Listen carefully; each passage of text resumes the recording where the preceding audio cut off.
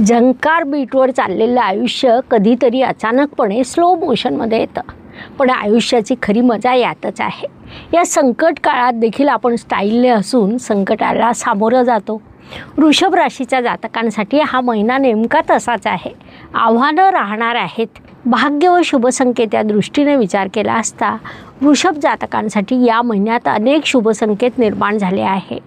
त्यात प्रामुख्याने सांगायचं झाल्यास तुमच्या सप्तम स्थानात मंगळदेवांनी रुचक राजयोग निर्माण केला आहे, जो पंचमहापुरुष योगापैकी अत्यंत महत्त्वाचा राजयोग मानला जातो. लाभस्थानात शनिदेव विराजमान आहे, जे तुमच्यासाठी राजयोगकारक मानले जातात. राहू ग्रह तुमच्या दशम स्थानात विराजमान आहे. राहू दसमे दुनिया बसमे असं म्हटलं जातं. तुमचे राशीस्वामी सुरुवातीला पंचम्या त्रिकोण स्थानात आणि त्यानंतर ते आपल्या मूळ त्रिकोण राशीत जाणार आहे. तसंच उच्चीचे असलेले गुरुदेव तुमच्या परिश्रम स्थानात विराजमान आहे. हे अशा अनेक शुभसंकेतांनी हा महिना तुमच्यासाठी भरलेला आहे. त्यांच्यापासून तुम्हाला शुभ परिणाम प्राप्त होतील. या काळाचा सदुपयोग करा.